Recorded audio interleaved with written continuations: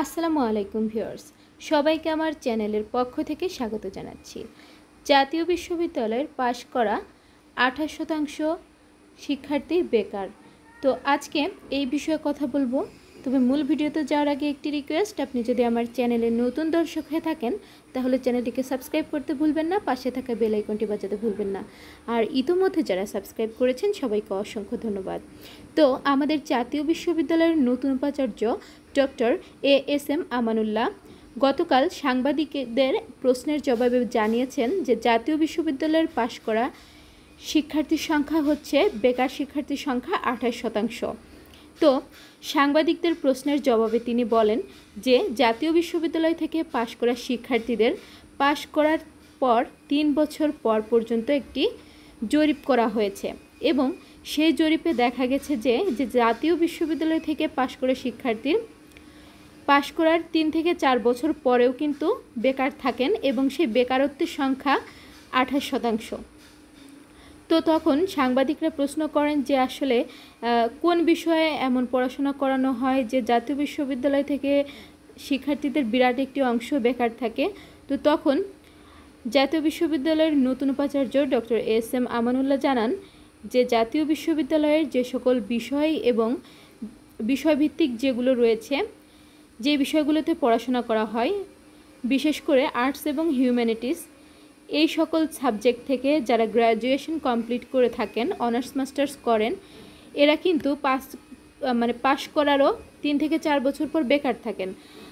তখন তিনি জানান যে আসলে আমাদের যে জাতীয় বিশ্ববিদ্যালয়ের যে শিক্ষা ব্যবস্থা আর এখানে যে বিষয়গুলো থাকে, আর্টস, হিউম্যানিটিস, তারপর আর্টসের বিভিন্ন সাবজেক্ট থাকে, হিউম্যানিটিসের মধ্যে আছে, অন্যান্য সাবজেক্টের মধ্যে যেগুলো আছে সেগুলোতে পড়াশোনা করা, এই পড়াশোনা করে যারা অনার্স মাস্টার্স কমপ্লিট করে গ্র্যাজুয়েট হয়, এদের এই গ্র্যাজুয়েটের বেকারত্বের সংখ্যা খুব বেশি। কারণ তিনি জানান যে বাংলাদেশের ইন্ডাস্ট্রিয়াল লেভেল বা চাকরির যে জব মার্কেটগুলো রয়েছে সেখানে জাতীয় বিশ্ববিদ্যালয় থেকে যে সকল বিষয়ে পড়াশোনা করে গ্র্যাজুয়েট হয়ে যারা কর্মক্ষেত্রে যায়, জব মার্কেটে যায়, তখন কিন্তু তারা সেই চাকরির বাজারে নিজেদের ম্যাচ করতে পারে না। এখানে জাতীয় বিশ্ববিদ্যালয়ের এবং আর্টসের এবং হিউম্যানিটিসের যে সাবজেক্টগুলো রয়েছে, বিষয়গুলো রয়েছে, এখান থেকে তারা যে দক্ষতা এবং অভিজ্ঞতা অর্জন করে সেটা চাকরির বাজারে কিন্তু একদমই কাজে লাগে না। সেখানে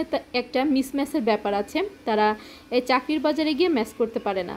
তো সেক্ষেত্রে জাতীয় বিশ্ববিদ্যালয়ের উপাচার্য জানান যে আপনাদের এই ইন্ডাস্ট্রিয়াল লেভেলে চাকরি করতে গেলেও কিন্তু গ্র্যাজুয়েটরা চাকরি পান না। সেক্ষেত্রে বাংলাদেশে অনার্স মাস্টার্স কমপ্লিট করা অনেক গ্র্যাজুয়েট বেকার অবস্থায় পড়ে আছে। তো সেক্ষেত্রে তিনি জানান যে ইন্ডাস্ট্রিয়াল লেভেলে চাকরি করতে গেলে সেখানে তারা যে দক্ষতা সম্পন্ন এবং অভিজ্ঞতা সম্পন্ন কারিগরি কাজ জানার লোক চান, সেটা কিন্তু এই গ্র্যাজুয়েটরা পারেন না। কারণ তাদের এই যে শিক্ষা ব্যবস্থা, তারা যেগুলো শিখে গিয়েছেন, অনার্স কমপ্লিট করেছেন, মাস্টার্স কমপ্লিট করেছেন, তো তারা যেগুলো শিখে যান সেগুলো কিন্তু আসলে চাকরির বাজারে প্র্যাকটিক্যালি কাজে লাগাতে পারেন না। আর এই কারণে বেকারত্বের সংখ্যাটা খুব বেশি।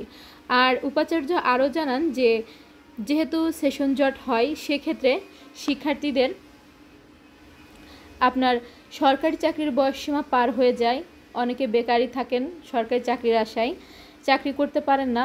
আর বেসরকারি চাকরি করতে গেলেও কিন্তু ওই যে মিসম্যাচের একটা ব্যাপার থাকে যে আমি কি পড়াশোনা করে গেলাম আর চাকরির ক্ষেত্রে গিয়ে কি পেলাম। তো এখন তিনি জানান যে আসলে এই বেকারত্ব, যে গ্র্যাজুয়েটরা বেকার থাকবে, এটা আমাদের দেশের অর্থনীতিতে বিশাল একটি প্রভাব ফেলছে। আর যারা গ্র্যাজুয়েট হয়েও পড়াশোনা কমপ্লিট করার পরেও বেকার অবস্থায় আছেন, এদের পারিবারিক অবস্থা, নিজেদের মানসিক অবস্থা কিন্তু অনেক মারাত্মক বিপর্যয়ের মুখে রয়েছে।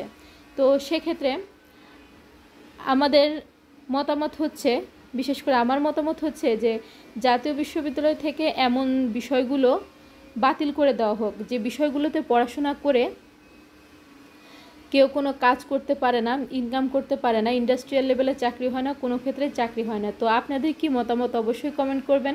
আসলে যে বিষয়গুলোতে পড়াশোনা করে নামমাত্র পড়াশোনা, এটা আপনার আর্টসের যে বিষয়গুলো আছে, অন্যান্য যে নর্মাল সাবজেক্টগুলো আছে, যেমন সোশ্যাল সায়েন্স বলেন, তারপর আপনার যুক্তিবিদ্যা, অর্থনীতি, তারপর সমাজবিজ্ঞান, রাষ্ট্রবিজ্ঞান, বিভিন্ন সাবজেক্ট আছে। হ্যাঁ, এগুলো নিয়েও পড়াশোনা করে অনেক ভালো করা যায়, তবে বেশিরভাগই আপনার 98% এই আর্টসের যে সাবজেক্টগুলো রয়েছে এগুলোতে পড়াশোনা করে কিছুই করতে পারে না। তো সেক্ষেত্রে আমার মনে হয় যে বিষয়গুলো খুবই গুরুত্বপূর্ণ, অন্তত সেই বিষয়গুলো কম হোক, সেই বিষয়গুলো জাতীয় বিশ্ববিদ্যালয়ে অন্তর্ভুক্ত করা হোক, সাথে সাথে আপনার কারিগরি বিষয়গুলোও অন্তর্ভুক্ত করা হোক, যাতে করে একজন স্টুডেন্ট একটা স্বপ্ন নিয়ে অনার্স কমপ্লিট করার পর, মাস্টার্স কমপ্লিট করার পর তাকে যেন বেকারত্বের মুখোমুখি হতে না হয়, সে যেন আর্নিং করতে পারে, পরিবার, সমাজ, দেশের এবং নিজের সম্পদ হিসেবে নিজেকে পরিণত করতে পারে।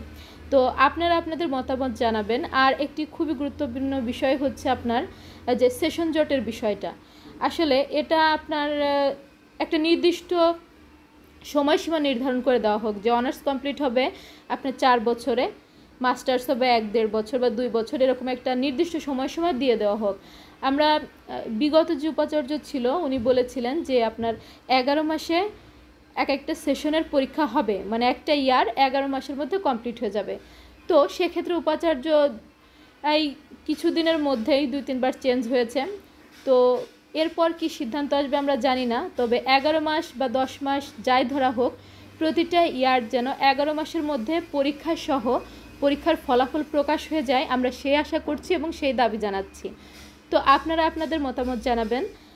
আর আমার মন্তব্য হচ্ছে যে এই সেশন জট জাতীয় বিশ্ববিদ্যালয় থেকে দূর করা হোক, কারণ জাতীয় বিশ্ববিদ্যালয়ের শিক্ষার্থীরা শুধু চাকরির ক্ষেত্রে নয়, সকল ক্ষেত্রে কিন্তু অবহেলিত, ঘৃণার পাত্র, তাদেরকেও এক কথায় দাম দিতে চায় না।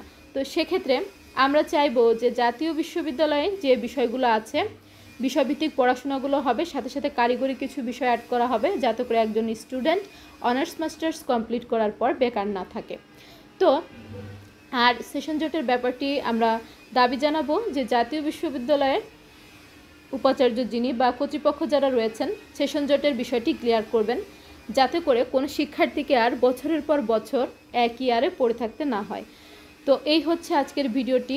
আমি মনে করলাম যে ভিডিওটি আপনাদের সাথে শেয়ার করি, কারণ একজন মানুষ অনার্স মাস্টার্স কমপ্লিট করার পর বেকার থাকলে পারিবারিক, তারপর আপনার মানসিক, আশেপাশের লোকজনের কথা, নিজের কাছে নিজের খারাপ লাগা, আসলে এই জিনিসগুলো যেন না থাকে, এই জন্য মনে করলাম যে আপনাদের সাথে বিষয়টা শেয়ার করি।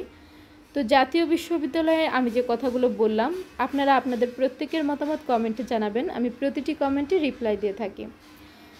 জাতীয় বিশ্ববিদ্যালয়ের যে কোনো খবরাখবর সবার আগে পেতে চ্যানেলটিকে সাবস্ক্রাইব করে পাশে থাকবেন। ভিডিওটি ভালো লাগলে অবশ্যই একটি লাইক করবেন এবং ভিডিওগুলো বেশি বেশি করে শেয়ার করবেন।